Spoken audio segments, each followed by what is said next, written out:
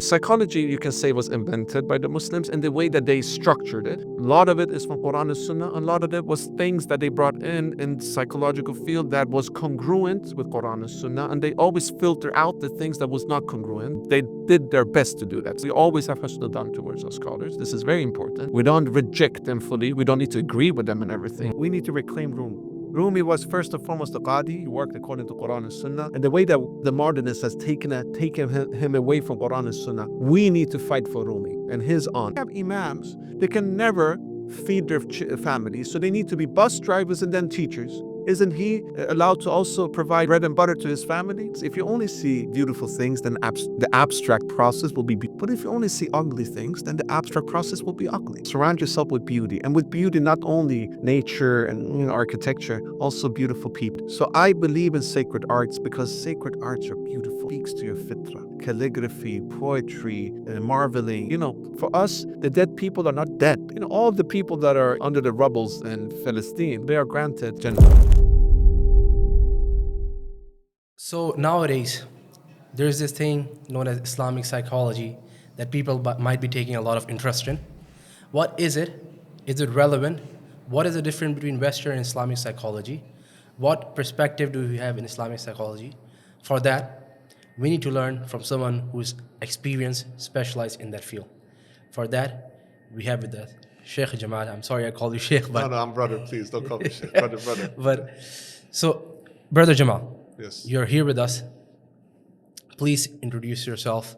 We really want to know, how did you get into this field? Yeah. What is your background? Were you always in this da'wah scene or with Islamic background, or did you build on to this? And why did you take interest in psychology per se? And then we'll inshallah build on that. Bismillah ar-Rahman ar-Rahim. Bismillah wa alhamdulillah wa salawat wa salam ala Rasulullah wa alihi wa sahbihi wa min wala. Assalamu alaikum wa rahmatullahi wa barakatuh to all my beloved brothers and sisters who are listening to this podcast, and to my beloved brother Malik and all other brothers here at the Shaja Institute. I'm very honored to be with you all. I want to send my salams and greetings to the wonderful people of Pakistan for how you guys have greeted me. I always say that Pakistan is the cradle of Islamic civilization, and I'm very honored and pleased to be with you. And honestly, I have more to learn from you guys than what I have to offer. But if I have something to offer, then I'm at your service, because everything I have is from Allah subhanahu wa ta'ala and from my teachers. So before I even start, I want to thank my teachers, because without them I wouldn't be here. So beloved brother Malik, Islamic psychology is a relevant topic indeed. And yes, we do have a psychology from an Islamic paradigm. We have had this for over 1,000 years. This is nothing new. Traditionally, people from different sciences try to understand the nature of the soul, how to nurture the soul, how to understand the soul, both ontologically, which is like the nature of it, and epistemologically, how to perhaps work with it. How can we purify ourselves? These were questions that many of our traditional scholars were reflecting upon. Grounding themselves in Quran and Sunnah, obviously, as a way to understand what is health, but also to reflect upon the challenges that a lot of the early Muslims were facing, with regards to dealing with different cultures, dealing with different influences, and how does that affect us? What can we integrate? What can we not? What is according to Quran and Sunnah? What is not? How do we see health physically, spiritually, socially, psychologically? These were questions that a lot of our predecessors were reflecting upon. And in that, ilm al-nafs, which is the science of the soul, was developed. But it was not a field which you can say was one field. Like this is like the way that Western academia or modern academia divides disciplines into different categories. Like you have biology, psychology, you have engineering. All these things are back then. Knowledge inquiry was much more integrative. Knowledge inquiry was not segregated or compartmentalized. So you had scholars who were from the fiqh tradition who want to understand the fiqh of how to nurture the soul. You have scholars from, let's say, the akhlaq tradition, the Islamic ethical tradition, who try to understand how to refine one's character, one's self, and one's soul. These scholars were all polymath. So they derived their knowledge from being very grounded in Quran and Sunnah, and then they were curious to understand how we could deal with the issues of those days, the issues of, for instance, youth going astray. How does that affect the social fabric of the society psychologically and from a sociological point of view? So they tried to, with the grounded approach that they had, because they were all often either faqih or they were, all, into Islamic jurisprudence, to try to, at the same time, expand their studies to understand how to create healthy men and women in the society. So it's a very beautiful, beautiful science. And in this contemporary era, my beloved brother, we can say that it's been a revival of Islamic psychology into the contemporary era. Some of it is Islamization of psychology. Some of it is grounded in our tradition, utilizing indigenous approaches. And we can say that from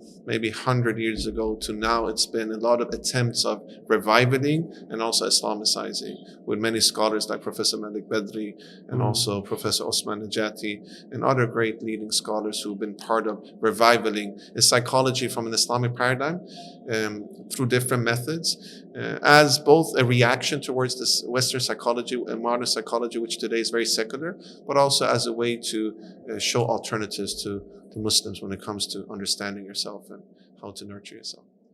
Jazakallah, Sheikh. But you forgot one crucial point, your introduction. My introduction, okay. I'm not that important, brother. Please call me brother. I'm not a sheikh. I'm just a student of knowledge and a seeker of knowledge. That's what I am. My name is Sayyid Jamaluddin Miri. I'm at your service. I'm one of the co-founder and executive director of ISIP, the International Students of Islamic Psychology, which is a movement with thousands of members all over the world. We have over 30 local and regional chapters all over the world, including here in Pakistan. We have a very active chapter both in Islamabad, Karachi, and Lahore. Our aim is to disseminate knowledge, share resources, discuss best practices, developing curriculums, research initiatives, halaqas, counseling services, based upon the principles of Islamic psychology. We ground ourselves in the primary sources of our deen, which is Quran and Sunnah, and the secondary sources, which is the works of our traditional scholars. And we try to showcase the buffet of different approaches within the field for our members and all of our brothers and sisters. And throughout the years, we've been doing a lot of seminars, conferences, different task forces, initiatives. One of the things that we're very active with today, which I hope we can speak about, because we are two brothers here, is Futuwa, actually. Futuwa meaning how to be a noble man, with a noble character. So we established the Futuwa Academy of Sacred Manhood and Sacred Womanhood. And our aim is to utilize the Futuwa tradition as a way to bring young males and men, boys, and also young females and girls into sacred manhood and sacred womanhood as a solution for the modern crisis that is affecting us as men and also our sisters as women. Today I'm a licensed counselor. I work a lot with clients. I work with marriage counseling, one-on-one counseling. But my background into counseling came from my own trials and tribulations in life. I'm a former hip-hop artist, so I did hip-hop, and I used to do podcasts like this. I used to be a TV radio host for many years, and I discovered in my time, and I call it jahiliyyah, but whatever we call it, before I reverted, I discovered the shallowness of this type of environment without Allah being centered. Like, I love media if Allah is centered. And that's what you guys are doing. You're doing it for the sake of Allah, right? So I went through a lot of mental health crisis, also being a refugee kid, growing up in the West. You have a lot of issues with this "who am I?" question. Like, am I Swede? Am I Iranian? And where am I from? And this leads to the notion of the third identity, which is this hybrid identity, as Homi Bhabha speaks about, one of the great Indian scholars, actually. He was not a Muslim, but it's very interesting to read.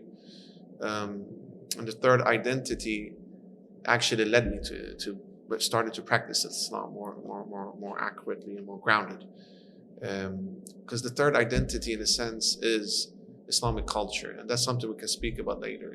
Our culture, some of it is according to Quran and Sunnah, some is not. So the things that are not according to Quran and Sunnah, I always say we need to reject. But the things that are congruent is actually things that are beautiful. For instance, your beautiful, bandana. What do we call it, brother? Your amama. I just call it amama. So it's very beautiful, and it might be a representation of your ethnical background. And this is something that we endorse as Muslims. This diversity, but the unity comes from being grounded in Quran, Sunnah, and Tawheed. Why I'm saying this is because a lot of youths in the West, they're stuck in a third culture identity which is not grounded, and then you can go astray.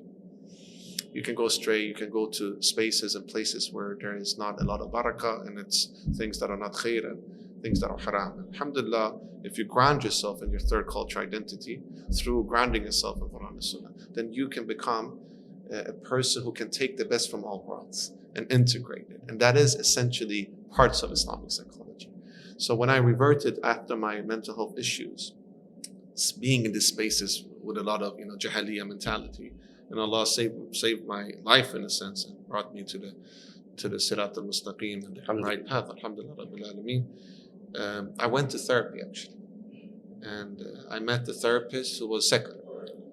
And I come from a country in the north where Maghrib during winter time is like 2:30 p.m. or 3 p.m. It's very early. Okay. So I remember I had a session, and in the middle of the session was Maghrib, and I wanted to pray. And I asked the therapist, with your permission, I just need to do and pray. And the therapist started to pathologize this. Instead of utilizing my spirituality as a way to bring about strength in the way that I cope with my trials and tribulations and traumas, the therapist started to pathologize. And I was shocked, to be quite honest. And that led me to think, is there other psychology out there besides, what they are trained in? We can speak about Freud and Skinner and all these behaviorists, humanists, and that allowed me to start to seek and led me to resources related to Islamic psychology. And I think it's important for me to mention this because it's never too late. It's never too late to find faith. It's never too late to revert. It's never too late to find alternatives that speaks to your fitrah. And that is Islamic psychology. Because I was really almost even more pathologized by going to this therapy. It was a therapist. I was questioning myself, wait a minute, why should pathologize as something that is giving me healing? Is this psychology? And I think for a lot of Muslims and also non-Muslims that are not, fully aware of the psychological tradition beyond the modern Western approach, we might think that psychology is only what is taught in academia today. Alhamdulillah, Allah opened up doors, and that's why we're sitting here. But I think that it's very important that we discuss the aspect that there is actually psychology in our tradition that is congruent with your, religious beliefs and also your, cultural background. And I'm very hopeful for the future that we have this, because we see that through Islamic psychology, we're breaking stigma. Because there's a lot of stigma in the Muslim community, unfortunately, and this has nothing to do with our deen. It's more culturally, where people might think, if I ask for help, do I have a low iman? Am I majnoon? Am I crazy? Whatever, And historically, that was not the case in the Muslim world. We didn't pathologize people that were struggling historically, to be quite honest. This is quite a modern phenomenon. We used to actually give them support. We used to nurture them. We used to see them as loved by Allah, because we know that those that Allah loves most is those that Allah tests the most, right? And we know that the Anbiya, they were the ones who were tested the most. So in a sense, we always saw them as very close to Allah subhanahu wa ta'ala. So if you look at the traditional psychiatry wards that the Muslims built in Baghdad, this part of the subcontinent, first and foremost, they were centralized in the middle of the town, so that people went through them, so they could say salams to the people inside the hospitals. If you look at how the West back then were treating people who had mental health issues, first and foremost, they were stigmatized and they were labeled as crazy. Some of them were labeled as maniacs. They were not put in a psychiatry ward, they were put in asylums in the outskirts of the town. And many of them were burned and killed. That's the case, actually. While we were giving first-class treatment. And it was holistic treatment. First, they were built close to the river. There is a story of Fakhruddin al-Razi, the great psychiatrist, and also, of course, he was a Mufassir. He was one of the great, tafsir scholars of our tradition. From the Ahl al-Sunnah of Iran, by the way. I am Ahl al-Sunnah from Iran. I'm very proud of our scholars of Ahl al-Sunnah in Iran. That's a different topic we need to speak about, the Sunni tradition of Iran, because people tend to think that we don't have a Sunni tradition, but we do. Nevertheless, Fakhruddin al-Razi, he did a test to see whether this is the place where we should build this, hospital or not. So he put meat in different parts of Baghdad to see if the air is fresh or not. If meat is rotten, then it's not fresh air. We shouldn't build it there. This is empirical research. And then they built it in a place where the meat were not rotten. I wonder if we put meat outside today in different cities. I don't want to just speak about this city. I'm not even going to say where we are right now because I respect all cities. In the modern city, if we put meat everywhere, it will rot because of pollution. But back then, that was how much ihsan and beauty they put in providing support to fellow brothers and sisters. And so that's how they established the first psychiatric ward in the Muslim world, which was connected to these Darul Shifas and Maristans and Bimaristans, the house of healing and the house of the sick. So that is the approach we had. And the scholars were all both, knowledgeable and, in tafsir. Many of them were kalam scholars, tafsir scholars. They were all, very grounded in the Quran and Sunnah, and they were physicians, and they were psychiatrists, and they were psychologists. It was not disintegrated and compartmentalized like the way that we see modern sciences today, where you, even like in Muslim world, in all honesty, you go, there have religious studies on that faculty, and then so-called secular studies on that faculty. It was integrated. So Fakhruddin Razi, he was both a qadi, and at the same time he was a psychiatrist. Polymath. Right? Alhamdulillah, polymath in a sense. And I think specialization of disciplines is a problem. I don't believe in specialization per se. You should be specialized and learn. It's not like something ad hoc. But to just specialize in one field disconnects you from other fields. Because a doctor today is also a psychologist, and a psychologist could be a doctor, depending on which training you have.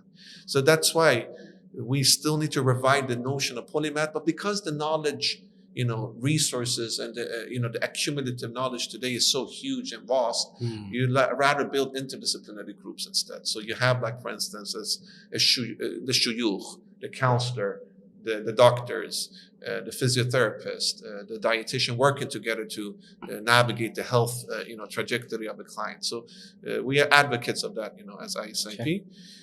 But why I'm saying this is because we have a deep tradition of psychology in our history as Muslims. Perfect. We need to advocate that. We can bridge that to the next question. Inshallah. So I heard this statement from Dr. Francesca. As you said, you are his colleague. Dr. Francesca, yes, she's my colleague. Yes, okay, yes. So I heard her say that Muslim invented psychology. So I'm going to play a little bit of devil's advocate. Maybe not the best term. I don't like using the term devil's advocate. But I'm just you're Manchester United fan because they have Shaitan on their emblem. No, I'm joking. So, because I've studied from Greeks, and there are these, what we could call psychology, before pre-Islamic psychology, with the Greeks and even Persians, even to Hindus to some degree. Yeah, of course. So is it correct to say that Muslims invented psychology? I have big respect for Professor Francesca, and she's correct. And at the same time, there was psychology in other traditions as well.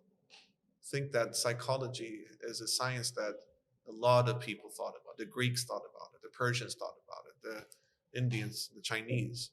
But the way that we conceptualize it today, yes, I would agree that the Muslims brought the effort to conceptualize it. So what would be the difference between how the way Muslim conceptualize it and what was conceptualized? Because we had Tawheed in it. Okay. We had the oneness of Allah in it. I mean, the Greeks were not Tawheedi, even though they were great minds. I mean, and we have our traditional scholars learned a lot from them, and they were very curious about their work. Ultimately, what the Muslims did is to center it to fitra and to tawheed, which is the essence of humans. Makes sense. So in a sense, yes, we developed psychology or invented it before, because we can say we reconnected back to its roots, which is oneness of Allah and fitra. Okay. And the only way to do that, you need Quran and Sunnah, because without that you cannot, because Wahi is very essential. And the Wahi of the past was distorted from other religious groups. We have the seal, what brings it back to its basic and complements everything, which is the core of our calls. Exactly. So in that sense, yes, we invented it. But at the same time, I would like to show respect to other traditions as well, because as Muslims, we need to be very aware that our scholars were very curious in other traditions. And I know that Professor Francesca agrees with me. I know her very well. She's mashallah, she's a professor. She's here. I'm just here, working there. So I know Professor Francesca agrees on this because she has done many lectures for us. I think we need to show the traditional scholars, they love the Greek thought. And you're into kalam, so you all know how they studied, Aristotle or Socrates or Plato. It's thanks to the Muslims though that the Europeans got access to it, through all the journeys in Bayt al-Hikmah, where people like Al-Kindi, Al-Farabi translated these works into Arabic. But put that aside, there is wisdom in all these traditions. What the Muslims did, they were curious. So they went, okay, what is Ayurvedic medicine? What is traditional Chinese medicine? What is Persian thought? What is Greek thought? And they Islamicized it. That's why I'm saying I'm not against Islamization at all. Like some people say Islamization is something that we did in the past, we should move forward. I believe that we should do both. Okay. That we should ground ourselves and move forward in the sense that we should take an indigenous approach, which I believe is the key. And I really agree with everybody who advocates for that. And at the same time, we can still work with Islamization. So we can have both. So I agree with both sides in a sense. And our traditional scholars, they work indigenously, but they also Islamicized. I can give you an example. Unani Tib. What does Unani mean? Yunan in Arabic and Farsi and Urdu. What does it mean? Greek medicine. Greek. So Greek medicine, but it's not Greek medicine anymore. It's Islamicized because they have filtered so that it's according to Quran and Sunnah. So the mizaj, the humor theory, all these things came essentially from thoughts from the Greeks as well, right? So in a sense, I think that we as Muslims were so curious that we just reached out to all places and we just want knowledge because we know the essence, the core of all knowledge. I shouldn't say all, but the core of many knowledge tradition is Tawheedi, but then it became distorted through socialization, through influences. But if you go to, I was actually studying, with regards to Futuwa, I was studying the Native Americans. The Native Americans are amazing people.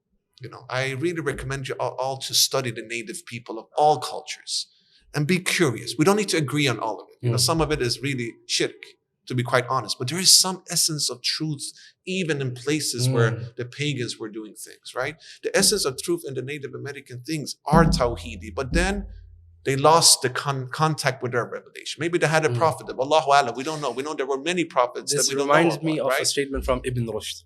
Yeah. He said the reason that the Greeks, there's so much truth in their statements is because they come from a lineage of prophets, or the knowledge that they have is from a lineage of prophets. So this kind of statement is there. And I completely agree with this statement that because in reality, all truth is from Allah subhanahu wa ta'ala. Everything is All truth is from Allah subhanahu wa ta'ala. And all falsehood is not from Him.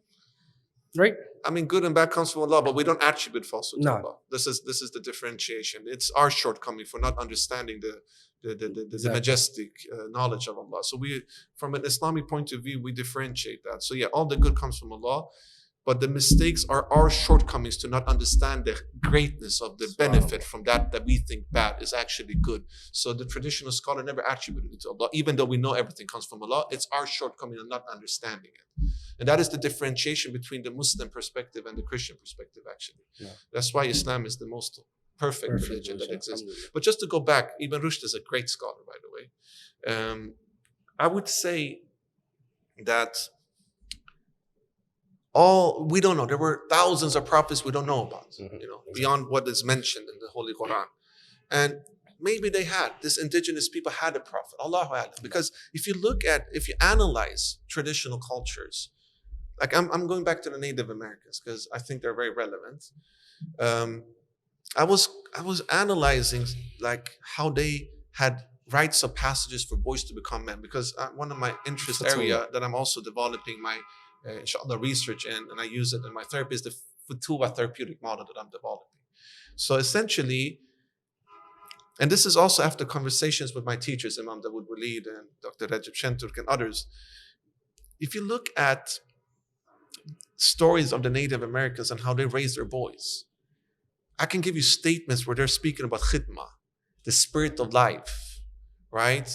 Taking care of your body. All these things are Islamic elements, and spirit of life is Tawheed. But then because maybe they didn't have their, prophet's knowledge went astray, or things got corrupted, they went astray, many of them became pagans, or they started to worship things that they shouldn't worship. But put that aside, there's still knowledge there.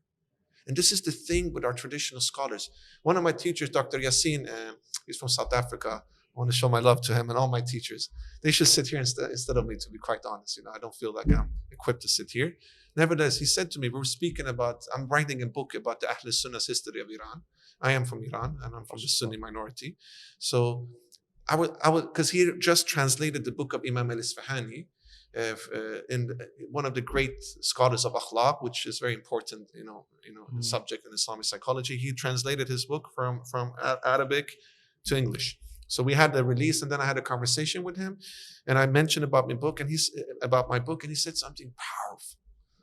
He said, the Sunnis, and he will speak of the Sunni Iranians, but I can generalize it. The Muslims, we say Muslims, were so grounded in Quran, and they had such a belief in Islam, it allowed them to just travel and discover knowledge everywhere. And this is the problem of modernity, that we are reactionary today. We're not as curious, and I understand that because we're not as grounded, So today we have people that totally reject studying other traditions. And I understand them because we're so influenced by this Western hijab. I shouldn't say Western because there is a lot of good things in the West. So please forgive me. Modern hegemony, all right, that is pushing their narratives to us. And then we reject. I understand people that have that reaction. I'm not judging them, by the way. Who am I to judge them? Astaghfirullah. I'm judging myself. I understand that. Which is one way. And then you have another way, which, let's just bring in everything. Let's hold hands and just internalize everything. And then you become a token without any groundedness in the way that you integrate things. In the middle is the way that our scholars did. So just to answer your question, I'm sorry, I'm going so far away. It's okay, it's perfect. I love this. Islamic psychology, psychology, you can say, was invented by the Muslims in the way that they structured it, in the way that they actually brought it into a science. But a lot of it is from Quran and Sunnah. A lot of it was things that they brought in psychological field that was congruent with Quran and Sunnah, and they always filter out the things that was not congruent. They did their best to do that, at least we can say. And we always have husnul done towards our scholars. This is very important. We don't reject them fully. We don't need to agree with them and everything. And in that, yes, if you speak about, for instance, the notion of the golden mean, wasatiyya, mizan, how you bring health by being balanced, and that all the vices are extremes of two ends of a spectra, and the health, the virtue is in the middle. This is thoughts that also came from Aristotle, that then Ibn Miskawayh and Imam Ghazali and others developed. Yeah. So I mean, and that's beautiful, and that is also a prophetic way, because the Prophet ﷺ said that wisdom is the property of the believer. Wherever he finds it, he can use it. Perfect. This is exactly why. But today we need to do this, but we need to be mindful. So for those who are just assimilating things or integrating things, no, wait a minute, you need to ground yourself. That's a little bit too extreme. For those who just reject everything, wait a minute, that might be a little bit too much reaction. Let's come into the middle. And I understand the rejection side. The assimilation side, I don't understand it at all. But I understand why there is there. The middle is the Islamic way, and that is what created Islamic psychology, which was both grounded in traditional indigenous approaches. So, for instance, you can say that in the field of tasawwuf, the sheikh was a counselor in a sense, and not that he was a counselor, he was beyond a counselor. We cannot minimize these roles into modern terminologies. It's to disrespect these roles, to be quite honest. And you cannot minimize, saying that the Quran is psychology. No, you can derive psychology from Quran. The Quran is beyond everything. You see what I'm saying? So we need to be very mindful of this. But yes, for instance, the psychiatrist was the tabib, or the hakim, and maybe some aspect of the murabbi, could be a coach. I mean, you guys have a training here at Sharjah Institute in health coach or life coach, right?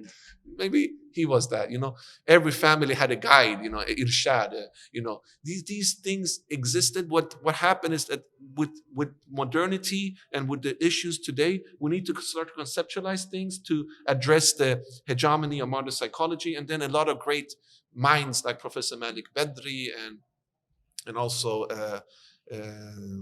Professor Uthman al-Najati, and we have many other scholars today like Dr. Abdullah Ratman, Professor G. Hussein Rasool, and all these great scholars, they're coming together to reflect.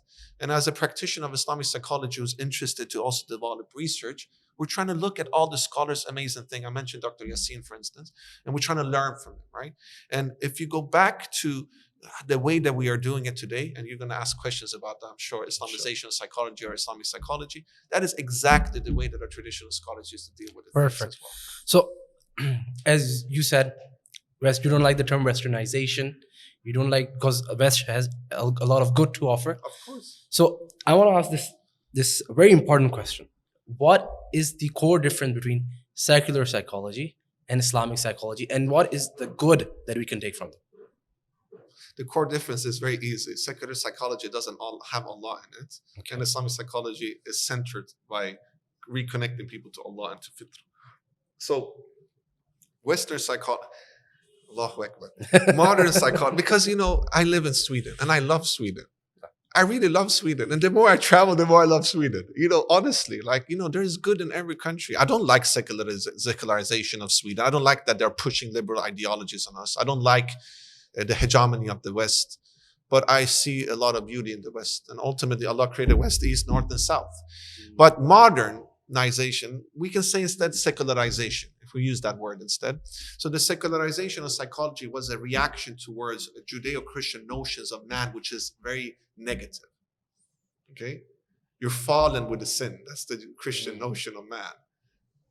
What is the Muslim or Islamic notion of man? We're born pure. It's a very positive notion, isn't it?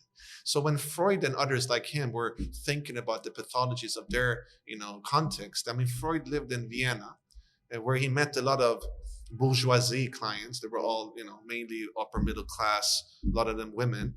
He noticed things that were quite accurate, to be quite honest. I don't agree with Freud at all. Freud, most of his theories are not compatible, and quite honestly will take you astray. So I wouldn't recommend a layperson to study Freud at all. But from an academical level, certain critique he had towards, for instance, women are not expressing or externalizing their feelings, and that's why they get psychopathologies, and that's where the whole intervention of catharsis came, is quite accurate. Because their society was not an Islamic society or a Fitrist society. It was a Victorian society where, women and men cannot express emotions at all. And they didn't have any Sharia to govern them. It was just like Arab culture, to be quite honest, and based upon Judeo-Christian tradition. And in that sense, but then what happened is that because Freud was not a religious person, he was secular. He was not even a religious Jew. He was against Judaism, to be quite honest. Even though he wrote about Musa alayhi salam in a very disrespectful way, by the way, which a lot of the Jewish clerics and rabbis were against him, by the way. This is a different story. Nevertheless, when he actually created his intervention, which became psychoanalysis and psychodynamic therapy, it is taking people astray, because catharsis is about externalizing your emotions. Let it out so that you don't have pathologies. And actually, there is scientific evidence on that. If you have a lot of emotions, internalized in your body, you can get psychosomatic ailments, migraines, etc. And the way of releasing it is by, externalizing your, thoughts, your feelings, etc. And that is a therapeutic approach that people within different schools of therapy in modern psychology or psychotherapy is utilizing. But the difference between that secular approach and the Muslim approach is that we will say you can externalize it according to Quran, according to Sharia. You cannot just live out your sexual urges and live out whatever you want and change your sexuality or change your sexual identity. No, because we have Sharia that governs that. So actually, Freud speaks about the chimney and the train as an example, all right? So the chimney and the train is quite... Back then, the trains were not governed by electricity. They were governed by coil. And they had like an engine with steam, and the steam needs to go out from the chimney or else the machine will explode, right? So he took that metaphor and connected it to man and women by saying that if there is not a chimney, and the steam is just kept in the machine, then the machine will explode, right? And that's true. And he meant that the chimney is release your urges, release your emotions through catharsis. But this is where he's erring. We can agree to a certain level with him, but that's where he differentiate with us, because in the end of the day, he was not a believer. So we as Muslims, we believe this chimney needs to be governed by Sharia, Quran and Sunnah. But within Quran and Sunnah, you can externalize your emotions. Actually, as Muslims, we're not pacifists. If somebody slaps you in the face, the best thing is that you don't slap back if you don't need. But in the end, you can protect yourself, right? We don't have this view of Isa alayhi salam as a pacifist, So Islam is actually the deen of fitra and a very natural, organic religion that caters to all what Allah created in you, which is natural and organic. But the Judeo-Christian is very negative. It's not organic. And that's why Western psychology became secular with time. Because if you asked people before Freud, before the European Renaissance, they will just, suppress their feelings and have a very negative view of themselves. And that's why, for instance, if you look at science in Europe compared with science in the Muslim world, Galileo Galilei, I know. yeah, you know about him. Yeah. Like he said to the Pope, listen, the world is not flat; it's round. It's a globe, the Earth, right? If he said that in Baghdad, they will not, call him like a kuffar and call him blasphemous and whatever. They will say, interesting. Do you have proof? Can we do empirical research? Because the scholars that were connected to Bayt al-Hikmah, the House of Wisdom, Very they were all open-minded. finance. They were open-minded. I want to speak about open-minded, what we mean with that. I understand what you mean, and I agree. But they were very open-minded, but they were grounded. No. Yeah, grounded. Open-minded in the liberal terminology. It's like, just take in anything. They didn't do that, but they were very curious and they were open to new influences, but they were grounded as well. You're right. So what happens is that in the Vatican State, they said he's blasphemous. And did you know that the Christian scholars were not allowed to read the Greeks and the Muslims? The Greeks because they were pagans, and the Muslims because they saw us as so-called blasphemers. So while we as Muslims, we study the Greeks, even though we know they were pagans, because we were so grounded in our tradition. We were not afraid. It's fear. They were fear, but they had fear. So Galileo Galilei represents the crushing down on science from the Vatican State, which led to secularization of sciences. So the Renaissance, which is the revival from the so-called dark mid-ages of Europe, became to not believe in God, because their notion of man and God was based upon the Judeo-Christian notion, which is very negative. God, Allah subhanahu wa ta'ala is portrayed as only bad, negative, and there is no really a law. Like, what is the law of Isa? You don't find it. What is the message? It's like, it's so corrupted in a sense, With all respect to Christians, this is my belief. I can still have an interfaith dialogue, but this is our belief as Muslims. So, in a sense, the Islamic tradition brings about a more holistic understanding. And we didn't need that secularization process because we always embraced science, right? Europe needed secularization process because the Judeo-Christian notion, and I respect the Jews and Christians a lot and their Ahl al-Kitab, but we can still disagree in many things, and their view of man is negative generally, or that some people are chosen over others, So we put that aside. Reaction comes, Freud comes. Freud sees that this religion, which is Judeo-Christian, notions, is affecting my clients, and they're not expressing their feeling. We don't need any religion. And that's why it became secular. Now, my question is, if Freud lived in Baghdad, would he become secular? No. I don't know. Like maybe not, but it's a good question to ask. We will never know, right? Qadar Allah. Most likely not. Most likely not, because but actually he was not that aware. Other Western psychologists were aware of the Islamic tradition. I'm not sure. I'm not an expert on this, but that is a good question to have. So how come we became secular in the Muslim world? Because of colonization. That's it. So to bring back some form of psychology that is grounded in our tradition, we need to decolonize it, but that's not the end. We need to also put the agenda and say, what is our psychology? Decolonization is just the analyzation method of understanding that we're influenced by colonial ideas, but it's not the end. It's a means to reach an end. The end is to reconnect. And actually, we were in a conference. I spoke with my sister here, Sister Fatima, one of my great colleagues, and we were speaking about the lecture of Professor Anis Ahmed, who is one of the great scholars of Pakistan. And he was speaking about ethicalization. That we need to ethicalize. We need to bring about an ethical approach beyond just decoloniality, which is grounded in our tradition. And that is like the agenda that I think the Islamic psychology movement has, is to not only be decolonial, to actually drive the agenda forward. And then that is to also understand that might be some things in psychology, the way that modern psychology is shaped, that we need today. So we shouldn't reject it all because our tradition didn't do it, but we should also add our own approach to it. And then we can understand why we need an Islamic psychology today. Because the Western psychology went from actually being a science of the soul, which was the case of the Greeks, to being the science without the soul after the Renaissance. Put. That's perfectly put. I was thinking while you were stating about Freud, about his analogy with the chimney and the steam and it just explodes. When the perspective he gives, you need to let go of your steam. You need to let it out. And he kind of answers that we need to indulge in pleasures, let's say. right? Would it be true that the reason he gives that answer is because he doesn't have the core of Islam, where you can let go of those innate, maybe it's not correct to say innate, but those deep desires and those urges, you cannot let go of them when your perspective is materialistic, which is very much secularization, right? Yeah. Perfect, Ustad. Perfect. So now I'm gonna go from this topic. It's kind of an off topic a bit.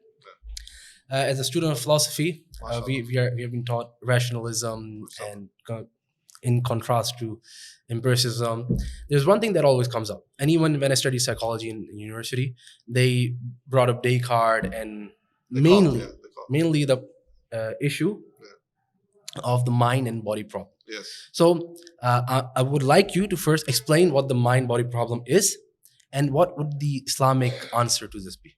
So René Descartes was a philosopher, French philosopher, who, he created the disconnection of the soul from the mind and the body. So he was the one, we can say, was the founder of rationalism as a philosophical school. And later on, the rationalism becomes. Many of the psychological schools have been influenced by that. For instance, behaviors. Now, what he says, which is very famous for, is I think, therefore I am. Essentially, he puts the living existence into the mind, thinking. Have in mind that historically, we didn't put thinking in the mind, in the head. Thinking could be in the heart as well.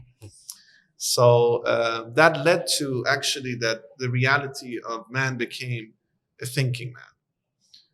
And if you look at a lot of the psychological theories today, like CBT, cognitive behavior therapy, is all about changing cognitions. There's nothing wrong with that, by the way. It's sometimes very valid. And as I'm sure Professor Francesca said, that she was probably alluding to Abu Zayd al-Balkhi being the modern father of the cognitive behavior therapy, which is the case. But we believe beyond the thinking as Muslims, right? So this type of thoughts of René Descartes shape this mind, body, soul problem that you're alluding to, which is essentially what we call the Cartesian dualism, or the Cartesian split, which is to split the mind from the body, and we can also say the soul, and it becomes just, we live in a very mindy or rational world. Like everything we see, we understand, we accept. But things that we don't see, the unseen, the al-ghaib, doesn't exist. Everything is tangible. You need to touch it. You need to see it. You need to be able to think about it, process it. And behaviorism, for instance, is definitely connected to that, and other psychological schools. So it led to the disconnection, and it led also to us seeing the body as a machine. But it's not a machine. It's something organic. And it led to the allopathic medicine, which is essentially, if you see a car, if you have a problem with the car, you just want to change the engine and put a new engine, right? And that's the case. If you go to a doctor today, whether it's Pakistan or in Sweden, they give you pills. Yalla. I have problems now with my stomach. I have gastrite. For 4 months, I've been like, take esomeprazole. I'm so tired of it. So I'm asking my colleagues, my beloved sisters, Aisha and Fatima and others, where can I go to a Hakim? Where can I go to a homeopath? Because I'm tired of all these things, right? So this is allopathic medicine, because it's all about, you're a machine, because the mind can understand a machine, because the mind can fix a machine. But we're not a machine. And our approach, it doesn't need to be a machine. A dua can help, isn't it?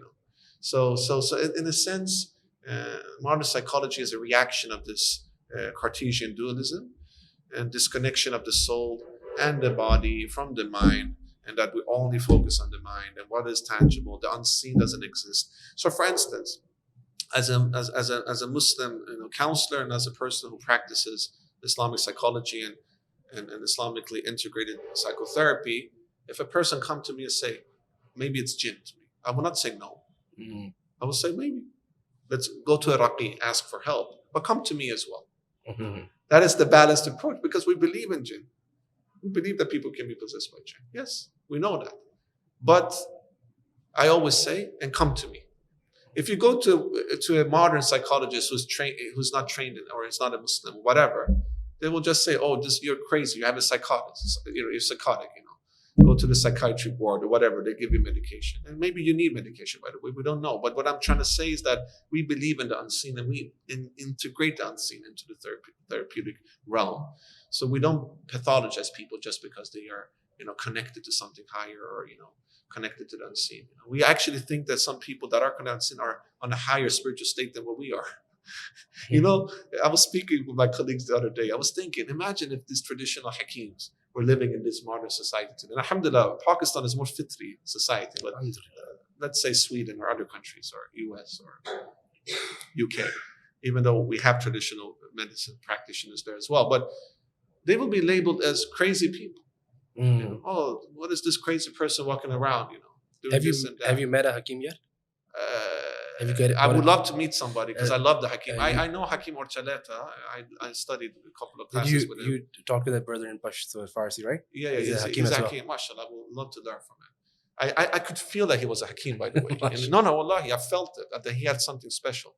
Now, so this people traditionally, in a traditionally society where the metaphysical reality was integrated into the fabric of the society, will never be pathologized. They will be given roles as hakims in the society. Leaders, people went to them to ask for nasiha and guidance. But today we are making them into pathologies, if you get what I'm seeing. And this is because of the Cartesian dualism. This is because of the reaction towards the Cartesian split. Because the split allowed us to just think empirically, rationally. The scene is only there. And then suddenly we see a person who's connected to something else and a different had, a different feeling, mode, state, pathology. So that is what has affected modern psychology, and we are seeing the aftermath of it. But I'm very hopeful that with the revival of Islamic psychology that we can bring a solution. And there is actually also some more approaches in modern psychology that are more open to things that are beyond the mind. And we need to integrate the mind into the body, with the body and the soul, because ultimately allopathic medicine is not helping me, for instance. I'm not a machine. You can just take my stomach and add a new stomach. I'm an organic creature, that needs to be nurtured, And in that, allopathic medicine doesn't have the solution, because allopathic medicine is a reaction towards this Cartesian split, where we became a machine rather than a living, organic human being. Allahu Akbar. So, regarding this very relevant topic, like psychology and Islamic psychology, most of the people that are watching this podcast who are interested in psychology, they most likely have heard of this discussion or debate about nature versus nurture. Right? Are people born that way, or are they made that way? Something like that, or is something both? What is the Islamic perspective on this? I'm not going to say this is the Islamic perspective, but what I would say is that, for me, I think Islam gives us a solution. Nature, nurture, both are important and affects us. We have a nature. This is the problem with the West. Are you going to edit this, by the way? Sure. Yeah. Can I get a glass of water and you ask the question again? Because I'm so thirsty. Oh, thank you so much, sister. Thank you so much. I just need a drink. Literally. It's okay, perfect. Because I'm not a machine, This is not gasoline, this is water. Just whenever you want to pause, you want to stop, just No, ask me the question again so you can easily edit. Okay, inshallah. Okay, so this is a very relevant question to the topic. Most of the people who are watching this podcast, they are probably familiar with this discussion, or what, if you want to call it a debate, the nature versus nurture debate.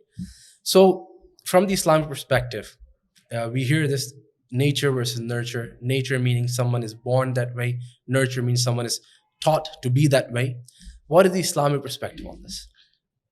I'm not going to say that this is the Islamic perspective, but I would like to answer it from the aspect that Islam answers the question according to my thoughts, at least. There is no dichotomy here, nature, nurture. Both exist. Both are equally important. Let's start with nature, which is, in my view, the fitra. And also that our fitra are unique. We have one similar fitra. All of us have one aspect of the fitra that is similar for all, which is one tawheed. We're born in a purity, a state of purity. So our primordial disposition is tawheed. The knowing of Allah through His divine names and attributes. I want to ask a question there. So I've heard, and I've been actually taught, that there are different views of fitrah. Yeah, there's different views. And you should actually read we would need 2-3 hours to speak about it. You should read actually the book of Fitra with Dr. Yassin Muhammad. He explains the different views. I encourage you guys to listen. Inshallah. But there is a common view that we're born in a state of Fitra, and that is our primordial state, and that is yani this Nature in us. witnessing Allah, like in understanding Allah, like you're born in that. You're born in that understanding. It's part of your fitra. Tawheed is part of your fitra. And then what happens? The Prophet ﷺ said, it's the parents who raises the child into Majusis or Zoroastrians or Christians or Jews, right? So essentially, the nature is there. It's pure, right? And then your nature could be different as well. Some person can have a nature, they're more extrovert. Some people's nature can be more introvert. Some people might have different trials and tribulation that has been written for them to go through. This is part of the nature. Our nature is definitely man and woman. It's not something third, So you cannot change the nature. This is the thing. So that is very solid in the way that we approach nature. And the nurture is socialization. How you nurture this nature. Okay. And nurturing that could lead you astray or not. It could lead you closer to Allah or not, depending on how. So the prophetic statement is very clear. It's the parents who lead, but the parents can also, and the parents could be a metaphor for teachers, for society, for community, for schools, whatever, right?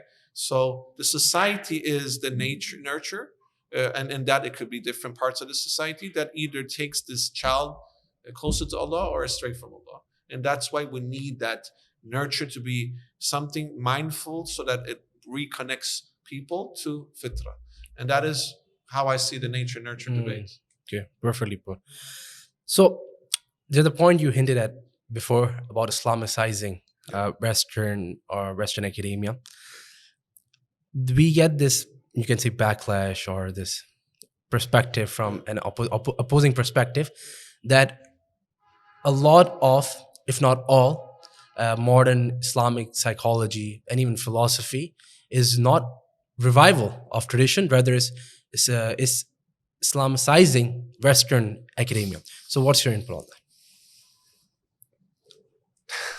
I don't see it as a debate, to be quite honest. Okay. I respect the debate, and I allow people that are much more knowledgeable than me to take that debate because I feel like I'm just miskeen compared to them. But from my position, have in mind that I'm just a seeker like everybody else, I would say that you can do both. I would say that Islamic psychology could be both Islamization of different psychological tradition and also grounded indigenous Islamic psychology at the same time. I don't see it as something that is in odds with one another, to be quite honest. I don't see it as that. I see it as both are necessary. And who am I to question like scholars like Sayyidina Naqib al-Attas or these amazing giants who spoke about Islamization of knowledge? They're here and I'm here. Who am I to say anything to them? But it's an amazing way. And and by the way, Sayyidina Naqib al-Attas still lives, and I'm sure his thoughts have, developed with time, but these are like, giants of our tradition, in this era. And they had this Islamization of knowledge movement, which is an amazing movement. And then you have people, scholars that are doing an amazing job advocating, indigenous approaches, and they're amazing and equally important. And I think we can do both. This is my position. So I don't see it as a debate personally. I know others are debating it, and I respect that. The position that I have is that both is valid. Also, the position that ISIP, our movement, has, International Students of Islamic Psychology, is that both are valid. Because Islamization might be needed sometimes. And our traditional scholars did that, by the way. It's nothing like new. And in that, you need to understand all tradition as well. Like one step in Islamization is to understand all other traditions, including modern psychology or Western tradition. Or, here in the subcontinent, there's so many other traditions and cultures and religions. It's good to understand them as well. So I don't see it as a debate. I understand that people are debating. I respect that. And for me, I think both ways are valid. Islamic psychology could be Islamization of psychology. It could be also traditionally, indigenous approach towards psychology grounded in Quran and Sunnah and secondary sources of our tradition. But even the secondary sources, some of them refer to other tradition, like the Greek tradition, like we spoke about in the Yunani Tib or in the Akhlaq tradition, for instance. Imam Ghazali, which we all agree is one of the greatest scholars in our tradition, Hujjatul Islam. Imam Ghazali actually says that you can actually he speaks about empirism. Mhm. Okay, but you can also, with empirism, he means, for instance, that you can use empirical research methods in all sciences besides aqidah. The sciences, aqidah, you will, in turn, you would take the knowledge from wahi, right? What does this say to us? That he is open to empirism, which is, we were the ones who created empirical research, by the way. I gave you the example of Fakhruddin al-Razi. I can give you another example of Ibn Sina if you want to hear it. The wolf one. Exactly, the wolf one. It's an amazing, that's actually a symbol of empirical research that a lot of people say. Shall we speak about it Yeah, for sure. the audience? So essentially, this research that he did is related to how we can view exposure as something healthy or unhealthy. And that's why I tell my clients that don't watch too much things on social media that doesn't infuse beauty in you, because it will lead your mental health to something that might be detrimental for your health. So Ibn Sina had 2 cages and put 2 sheeps in them, exactly. And then he allowed one of the sheep to be exposed to a wolf and the other didn't see the wolf. And he let this happen for, I think, a month or 2 months. I don't know exactly how much. And afterwards, one of the sheeps died. And it was the one who was exposed to the wolf. And the other who didn't see the wolf, even though both of them were saved, lived a better life. What does this say to us? This is empirical research. And it helps us to actually tell clients today, maybe you shouldn't watch a lot of these things on social media. You already know that there's a lot of suffering and you should advocate for it. For instance, we represent the Palestinians, isn't it? We love the Palestinians, isn't it? So free Palestine, right? And we know that they're suffering. If you're very sensitive, you don't need to watch the clips. You can share them because we need to share advocacy, but you need to be mindful of your health. It doesn't mean that you cannot do advocacy. It doesn't mean that you can't demonstrate. It doesn't mean that you cannot boycott. I know you guys in Pakistan, I don't know if this is boycotted material or not. I need to see if this is boycotted. Well, you have Coca-Cola, or what is it called? Yeah. Alhamdulillah, mashallah. In Sweden, we have Palestine Cola. Shout out to my brothers in Malmo who created this brand. So we believe in it, but then should we expose ourselves? Also, we need to respect, for us, the dead people are not dead. All the people that are, under the rubbles in Palestine, they are granted, Jannah, because they died as martyrs. So it's essentially also a way of respecting people, but also respecting their aura, respecting their dignity. Doesn't mean that we shouldn't see it, we shouldn't share it. So why I'm saying this is because empirical research came from the Islamic tradition. You saw the Ibn Sina example. I gave you the Fakhruddin example, Fakhruddin al-Razi example. And in this is the approach that we actually, a lot of the things that we might think is from the West is actually, or from the modern, Western approach is actually from our tradition. So that's not even Islamization. But what Imam Ghazali says, which is crucial for us to think about, is that he is allowing empirical research. And he is a person that I at least trust. I don't know if others, I trust him. He's a Hujjat al-Islam. Yeah, we both trust him. So, and alhamdulillah, so feel comfortable of using it in a certain area, but not when it comes to Aqidah, because that's Wahi. And this is consensus amongst all scholars, both today and in our tradition, right? So I would say that do not be afraid, but have good teachers. Teachers are like a lifeguard. I wouldn't sit here if I didn't have teachers that I studied with, to be quite honest. Have good teachers that have, groundedness in what they're teaching you. They are your guide. Hold them in their hand, hold them closely, and then swim. Because they're the lifeguard. If you drown, they will come out and rescue you, right? That is your teacher. The teacher is the lifeguard, right? And then swim, be curious. Because this ocean is filled with knowledge. And it could be Islamization of the sea, or it could be indigenous approach towards the sea, and the sea is the metaphor for knowledge. And knowledge is there for you and me to discover and see if we want to use it or not. Allahu Akbar. Beautifully said, Akhi. So there's an interesting question that I had, because I'm going to give you a backdrop of what Pakistanis like to watch in Pakistan. Pakistanis. Yeah, Pakistanis. They love things that have to do with either marriage, nikah, and jinns. Okay. They love these 2 things. To watch movies, you mean? Or? No. Like talking. Podcast. Like for example, if we were to have a podcast on jinn, a lot more views. 3 or 4 times. So this question, I believe, is very relevant because there's a kind of taboo, or I don't know what to call it. I shouldn't be calling it a taboo, but there's a kind of, always there seems to be the notion of blaming jinns. when it comes to mental health. Anything that goes off, jinns. It could be the jinns, but I want to understand better. What is the Islamic perspective or Islamic psychological perspective on jinn possession or the influences of jinn? It exists. Okay. It exists. We believe in it, but it doesn't mean that it's that. You know, it could be other things as well. That's why I always, like I'm not a raqi. So if a person feels like they have a jinn possession, I tell them go to a raqi. I don't say them no. I don't say to them it's not jinn, because I don't know. It could be, could be not. I don't know. I'm not qualified enough to just know that, but I believe in it. So the Islamic psychological approach is that we don't denounce it, but it doesn't always need to be it. Okay. But if the client feels that that's beneficial for them, then go to Raqi. And actually, sometimes we can even recommend them to do that. At what point would you recommend, or someone, an Islamic psychiatrist, would recommend a Raqi? I would say that if they are asking for it, I always recommend them to do it. But what if it's a case that they're oblivious to it or they're very skeptical of it? For me, it's difficult to see whether it's a jinn position or not, to be quite honest. And I don't feel I'm qualified enough to do that judgment. I just believe in it. No. And I always see it as one intervention of many to go to Raqi. Yes, it's one of the tools we have. I don't give it because I'm not a Raqi and I don't do Ruqya, but I believe in it. Definitely. There are certain people, you need to take them to a real Raqi, by the way. There are actually, I don't like to say fake Raqis because I don't like this word fake. This like fake news, fake this. Like the whole society today is so distorted. We don't know even what is right or wrong. So I don't like to use that because I don't want to scrutinize people. I really don't. I'm quite balanced in that. But there are people that might not be qualified. So you need to be mindful, if they start to say you need to buy this and buy that and buy this, then there is many of these features, but there are qualified raqis who do ruqya. Of course, that is the one toolbox that we can utilize. It doesn't mean that it's always if you only see that as the only solution, that is probably why we need to widen the scope, You see, I'm very diplomatic in the way that I speak.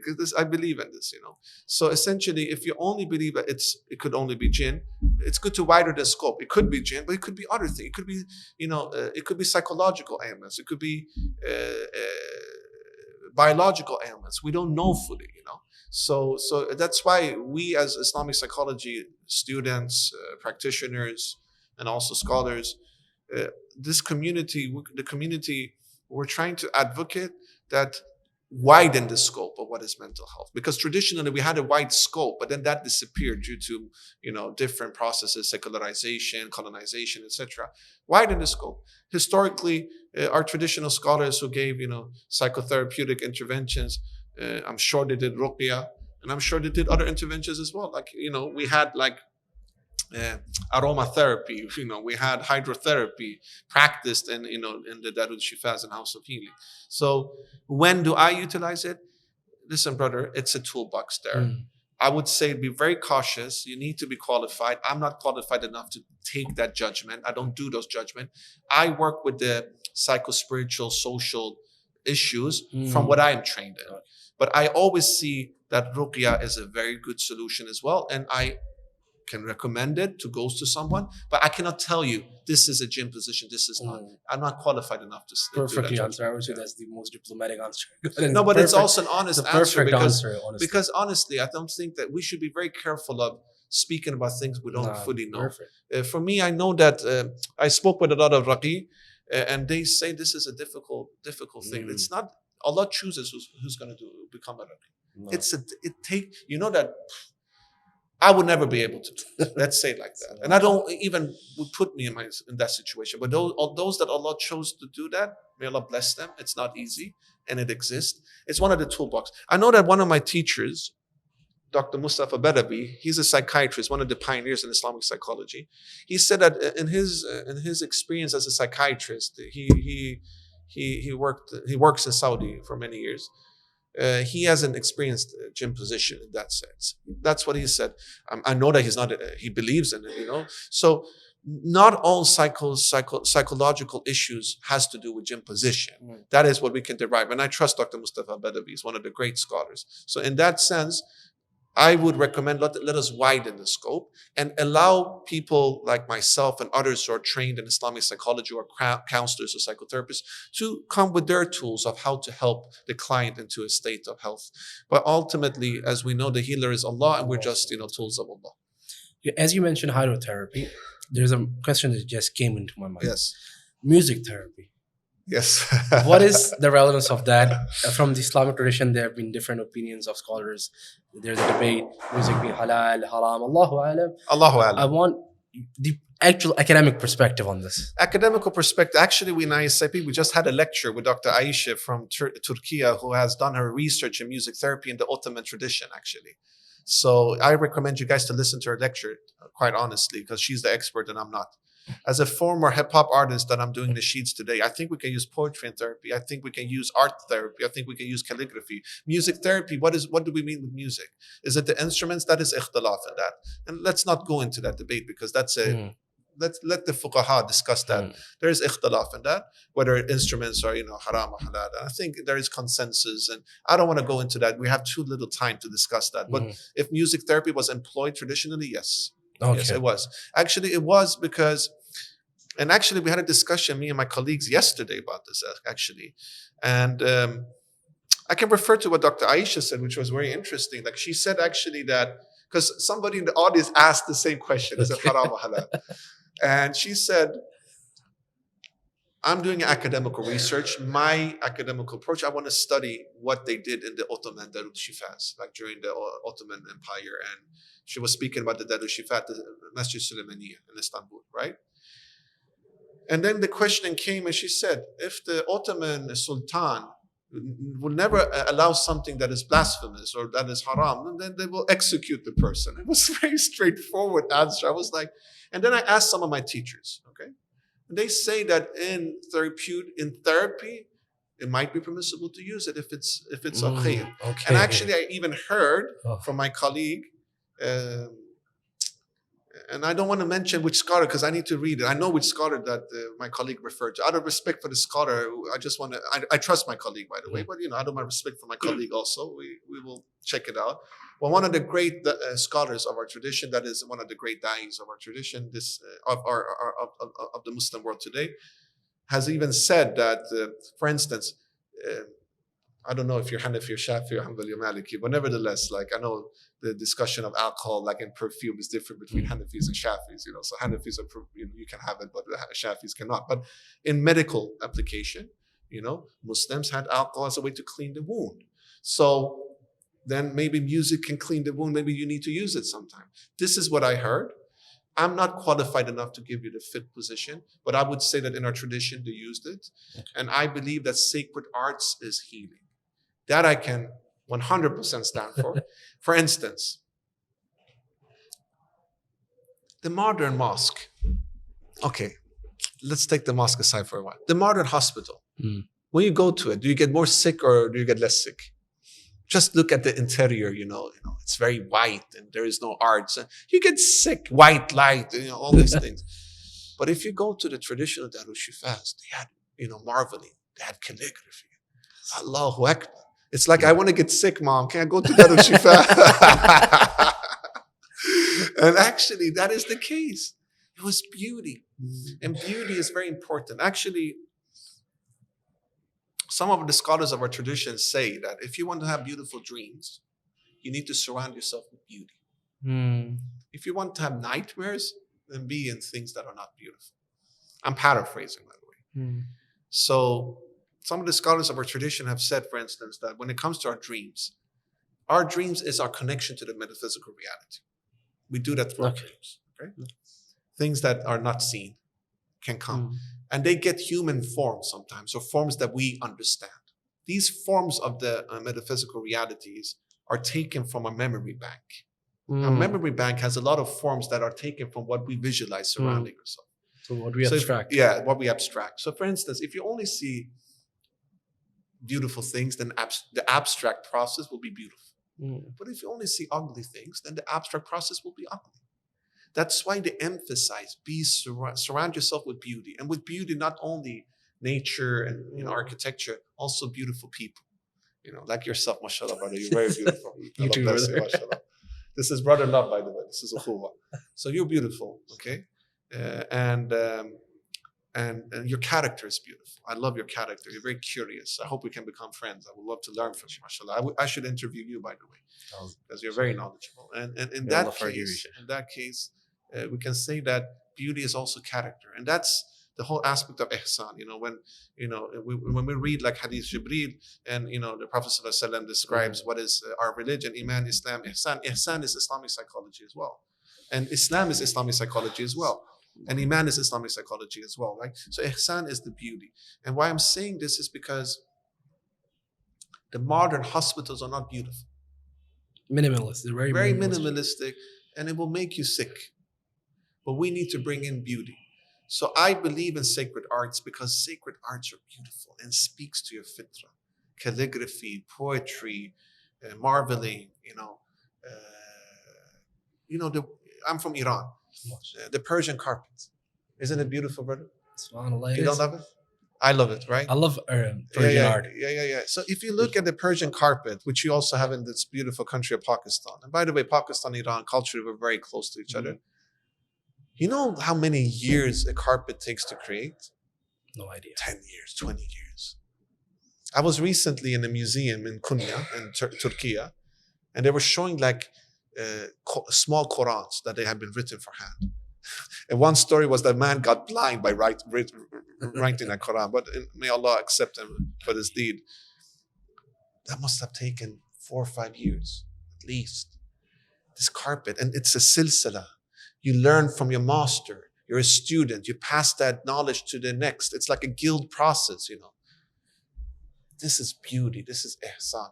Sacred arts is ihsan. It nurtures your soul. Definitely you can use it in therapy, but be mindful, because it's not like you can just, Islamicize everything that is not part of our tradition. It might take you astray. Ask your teacher, ask a teacher that is grounded. Don't just do it yourself. There is people that say you can do this and that. There are some things that people do in the name of arts that might actually take you astray. So be mindful. But from a general point of view, sacred arts are amazing because they're sacred. I don't speak about arts generally. Hip hop, I love it, but I don't see it as sacred if it's not for the sake of Allah and according to Quran and Sunnah. But the essence of it is poetry, and I love it. It's also community. And actually, you know that we can connect hip hop to Islam historically? Would you like me to tell you the story? Do we have time? I'm not sure. Actually, I'm not sure. To the point, one of the points. Okay, just to finalize, I'm not going to say it.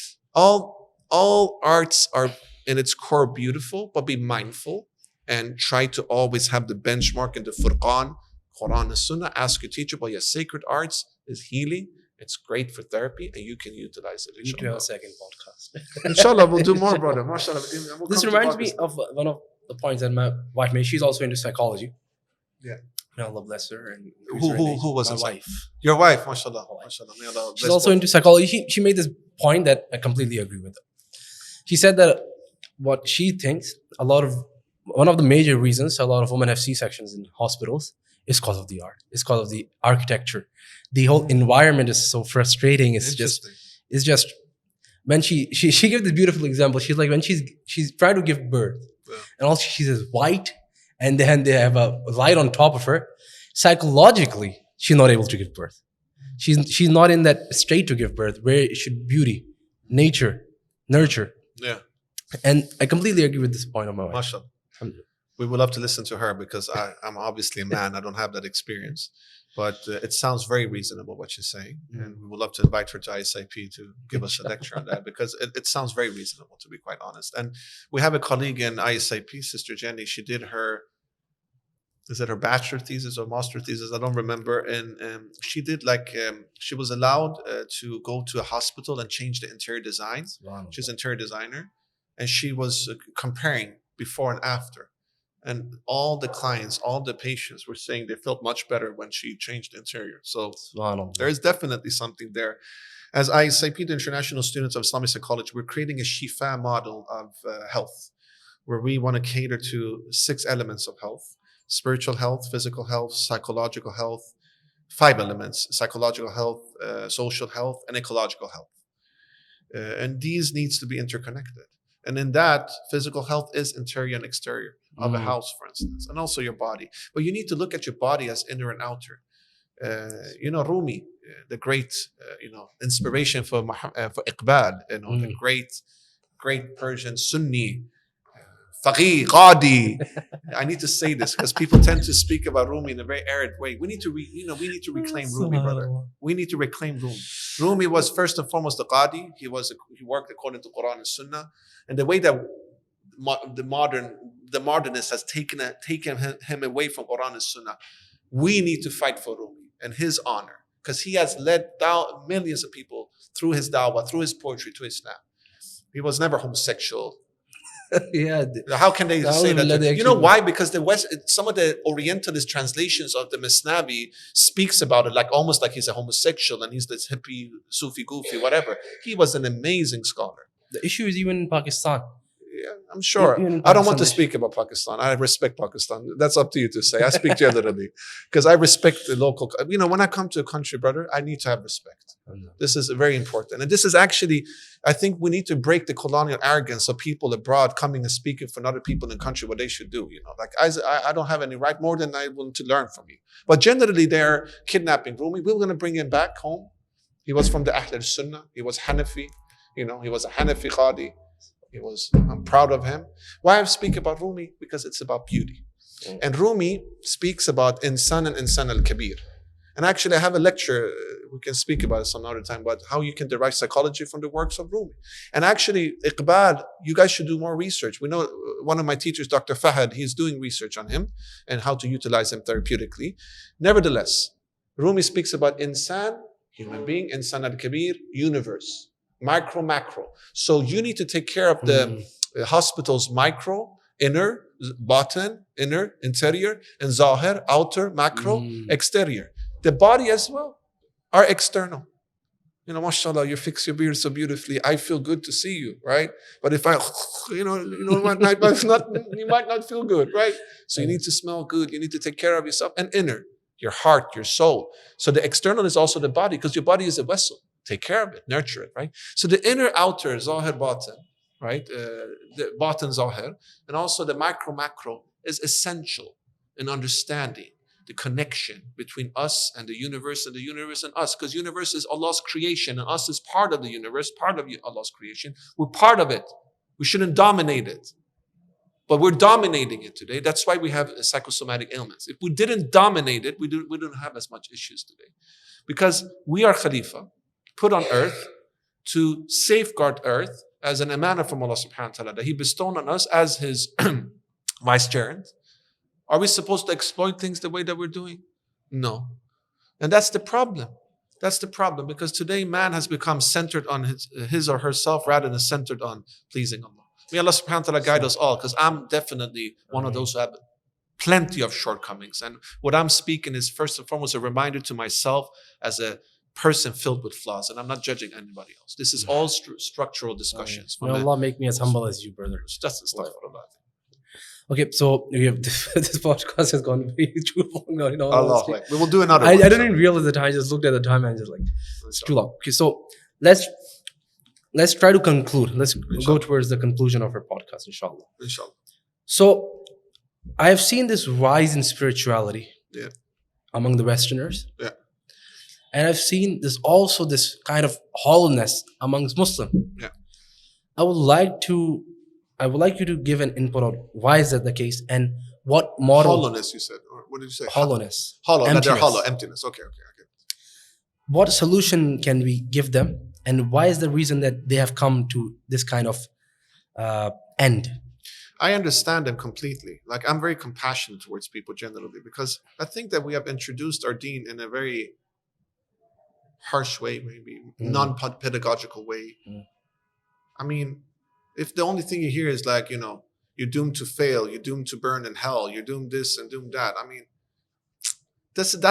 honestly, that is I don't want to say that all Christian approach is like that, because there's a lot of amazing people that are Christians. I do believe that we should work with all faiths, specifically with the normalization of LGBTQ. We have a lot in common with other faith tradition, but it comes from a Judeo-Christian tradition to have this negative view. And that's why in Europe people react to religion, because they're raised in this context.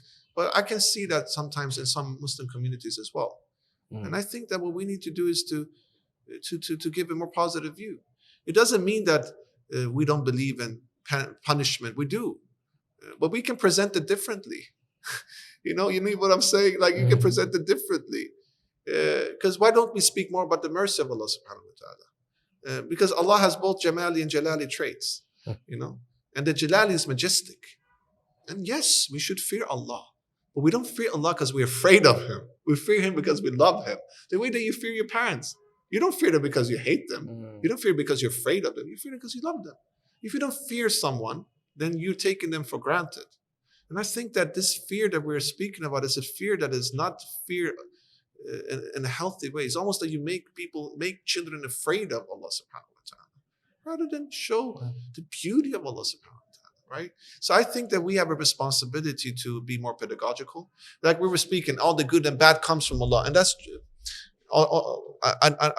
Everything comes from Allah.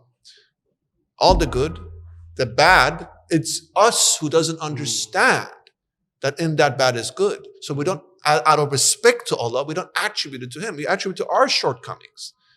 Explain that to the children instead in a beautiful way. And that's where the hollowness comes, because the way that we're studying Islam today is very reductionistic. It's not integrative. And I'm not saying everyone. I'm generalizing. I hate generalizing because generalization is wrong. There's a lot of people like this Shajara. Sorry, I thought you said Shujara Institute that you guys are doing, which is an amazing institute. You guys are bringing in leadership program. You're bringing in Islamic psychology into the leadership program. I don't know that much about the program, but it sounds amazing, right? It's a holistic approach. I was at the Hikmah Institute the other day. It was amazing. I got the round tour of my beloved brother who took me around, the CEO at the place. May Allah bless him, and my brother Muhammad Ammar, and everybody who has treated me with such a gentle way, showing me everything. My colleagues, Dr. Fatima, Sister Aisha, all of them. All of my colleagues in Islamabad, Brother Muhammad Bilal, all the sisters at the University of STMU, Dr. Khalili, one of the great scholars of Islamic psychology that you should interview here. Nevertheless, that is beauty. I saw Hikmah Institute. I said, wow, and they're integrative. It's amazing, holistic, pedagogical, with a curriculum, grounded. The Ottoman curriculum in Islamic thought was amazing. So we have it in our tradition. And I know that you guys in Pakistan, Afghanistan, and this region have amazing curriculums in the tradition. Revive them. And I'm sure a lot of the Darul Ulooms are using them. And the Darul Ulooms are amazing places with amazing scholars. It's not like they're getting a lot of money to teach the youths. We should give the scholars of Darul Uloom equally amount of salary as a doctor at the hospital. Because he's also a surgeon, the surgeon of the heart. But we don't care. So I respect all the Darul Ulooms. I respect all these places. When we discuss this with reductionists, we don't blame anyone. We have it in our tradition. But how are you supposed? I'm speaking about Sweden. We have imams. They can never feed their families. So they need to be bus drivers and then teachers. What is the respect that we have for teachers today where they cannot just focus on being teachers? And then every time they're asking for one course fee, oh, why don't you do it for free? Isn't he allowed to also provide, bread and butter to his family? Why are we not paying for the scholars' work? And why don't we pay so that pay them so they can go to conferences and learn new pedagogical methodologies? Like all the teachers are going on conferences to educate themselves more. Why can we not pay for the shuyukh to do the same? Why don't we respect the shuyukh as much as we're respecting others? So when we speak about why there's people that are empty today, we put the blame on the shuyukh sometimes. I don't want to put the blame on them. I put the blame on the society that doesn't give the shuyukh the resources that they deserve. And that is the case. We need to stop blaming our own people. Yes, we need to learn. Yes, we need to be more holistic. Yes, we shouldn't be reductionistic. That's why I am proposing, for instance, together with my brothers and sisters, all my teachers, Imam Dawood Wali, Dr. Rajab Shintu, Dr. Samim Mahmoud, etc., we are proposing fatwa as the solution for the modern crisis of men and women. That's why in ISF we're creating the Fatwa Academy of Sacred Manhood and Sacred Womanhood. In the Fatwa curriculum, we're basing it upon the 5 elements of Fatwa. Ilm, knowledge, right? Adab, character, development. Khidmah, be active in the society, feed the poor, help people. right? Sunnah disciplines, work with your body. And craftsmanship, get a job. Wow. Yeah. These were developed into curriculum. I was with Imam Dawood Walid in London a couple of years ago. I was serving my beloved teacher, and I love him for the sake of Allah. Always, brothers and sisters, love your teachers. They're the best. Respect them. Love them. Take care of them. Support them. We were an organization called Karima Foundation. They're quite known in England. No. You heard about them, right? Yeah. And they have a lot of alims there. Maulanas from the subcontinent. These are amazing teachers. Amazing. Knowledgeable. One of the Maulana, he was a jujutsu instructor and he was teaching fiqh and hadith and seerah to the youths. That's the interconnection. That's how we should teach. But if you look at Sweden, my beloved country, first and foremost, the government is shutting down all the masajids. And we don't have any resources to build beautiful masajids. So we need to be in the outskirts of the town in a basement, place. How are we going to have jujutsu there and combine? So we need to actually start to think, shall we put our sadaqah where? Yes, we should give it to the poor, but instead of going into the materialistic perspectives or paying things that are not as important, why don't we finance these type of places where we can do a holistic curriculum for youths? So I encourage you all to join the Futuh Academy movement, where we're going to connect ilm to sunnah disciplines. If you have a child, a young boy who has neurodiversity, maybe ADHD, he has difficulties of concentrating himself. If you allow him to just do some wrestling first or grappling, which is something prophetic, he will listen and learn much better than if he doesn't. We want to work integrative with the shuyukh because they have the knowledge, with those that are Islamic psychology practitioners because they can work with, let's say, the adab or people that work with some form of tarbiyah. Then you can work with the sacred archery master or horseback riding master to bring those elements. You can even do futuah with football, in all honesty, or cricket. Nothing wrong with that. And then you can bring in entrepreneurs who can help youths to create like entrepreneurship. This could be a holistic Islamic curriculum. And we're inviting everybody to join this movement. So the solution is more resources. Don't bash the shuyukh. Give them love and give them opportunities so they can also, because when you're a qualified teacher or a psychologist or a counselor, that's not enough. You still need to educate yourself every year. You need to go to conferences, take more certificates. Why don't we give those resources to the shuyukh so they can go to conferences and study new pedagogy that they can implement in the traditional curriculums that are, disseminated to the youths? So we need to work holistically. And as Dr. Rajab Shentuk says, we need to work with rooted revival. We need to also stop secularizing teachings. There is nothing called Islamic sciences as only being fiqh or hadith or seerah or tafsir. This is definitely part of it, but biology is Islamic sciences as well. Chemistry and psychology is also Islamic sciences. This is the integrative approach that we have historically. So actually, when we speak about emptiness, when we work with integrative approach together with our scholars, our muftis, our Islamic psychology scholars, whatever we want to work with, inshallah, this will lead to something good. And I encourage all of us to reach out to the local masajids, help them out, support them, and come with suggestions. How can we work with holistic? How can we have grappling in your masjid, for instance, and combine that with your amazing, teachings and hadith, for instance, or the seerah of the Prophet ﷺ. Come with these approaches, and we will work together, inshallah. Jazakallah. I was about to ask you, Futuh, alhamdulillah, you clarified it. I would love to hear more. Would you? We can do a next episode about Futuh. We need more than 2 hours for that. Oh, it's an amazing tradition that we have. And Pakistan has such a beautiful Futuh tradition. I love Pakistan. Alhamdulillah. By the way, I love all countries. My teacher, Dr. Omar, every time he speaks about different cultures, he says, I love the Persians, I love the Arabs, and I love the way that he loves other people.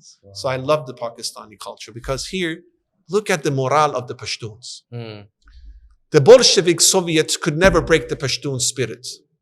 The Bolshevik Soviet could never break the Pashtun spirit. The Americans could never break the Pashtun spirit. And they fought and they won against both. That is Futuh. They have such a discipline. I respect the Pashtuns a lot. I love my brothers, Pashtun brothers. I appreciate my Pashtun sisters. I appreciate all people. There is so much Futuh, chivalry in this beautiful culture of Pakistan. Iqbal is Futuh. You know, your country was based upon futuwah. It's true. When I hear from my colleagues about the father of this country, like Muhammad Ali Jinnah, that's futuwah. He sacrificed his life to give Muslims a safe space. That's futuwah. So that's part of your fabric. We need to just bring curriculums, and inshallah, we will work with your institute in this. Inshallah.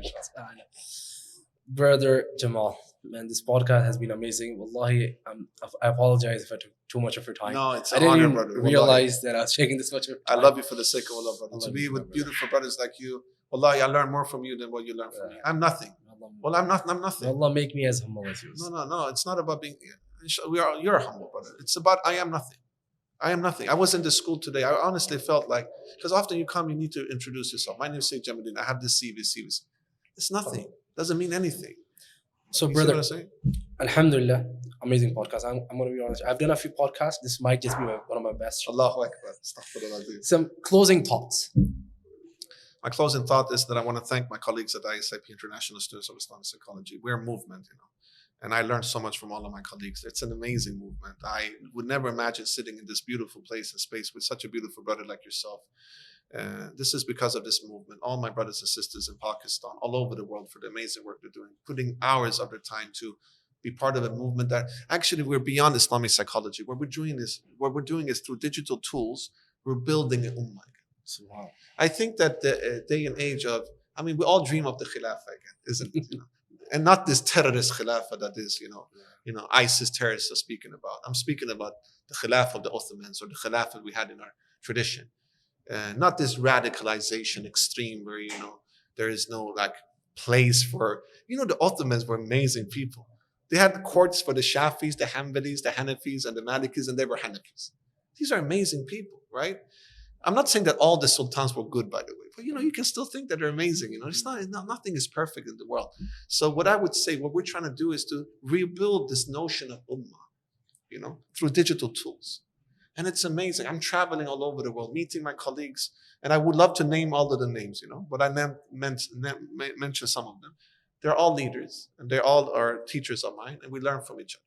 So I want to thank this movement because what we're trying to do is hopefully what Sayyid Naqibullah Tas and Ismail Farouqi and Imam Maududi, all these amazing scholars envisioned 70, 80, 60, 50 years ago, what Professor Malik Badri, rahimullah, we will never be here without Professor Malik Badri.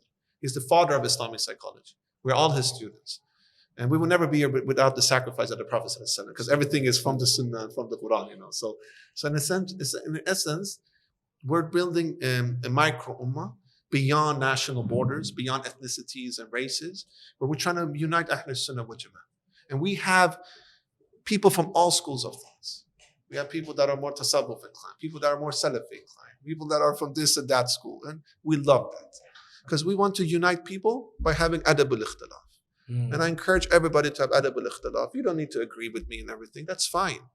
There's different thoughts, different approaches, and I will listen to you. And maybe we will, with respect to, not have the same views, but we can still learn from each other. Adab al-ikhtilaf is the key. Multiplexity is the key. Unity in Quran and Sunnah, multiplexity in application. Adab al-ikhtilaf, when we have differences of opinion.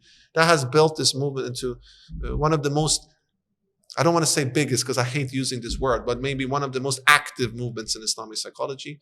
And our idea is to revive the notion of ummah as well, so that we are all together, because this is the way we can do it today. And I'm looking forward to work with you and your amazing institute. I want to thank all my teachers, all the scholars of our tradition, both in the past and the present. I want to also, I honestly thank Dr. Khalid and Dr. Fatima for inviting me here, because without them and their pioneering work, I wouldn't be able to be here. They did a very beautiful Islamic psychology conference in Islamabad at the Shifa Tanveer Milad University. I recommend you guys to look at that university. Also, scholars like Professor Anis and other great scholars of this beautiful country. I'm a visiting lecturer at Rafa University. I'm very honored to be there to learn from these amazing teachers. So this is what I want to end. And just know one thing, that your interview style just shows how knowledgeable you are. So next time I'm going to interview you and learn from you, inshallah. Jazakallah, Shaykh. Assalamu alaikum wa rahmatullahi wa barakatuh. And I want to also thank all the brothers here and this beautiful institute for the amazing work you guys are doing. Thank you so much, brothers, and thank you for honoring me to be here. And I hope to learn from you. Jazakallah. Assalamu alaikum wa rahmatullahi wa barakatuh.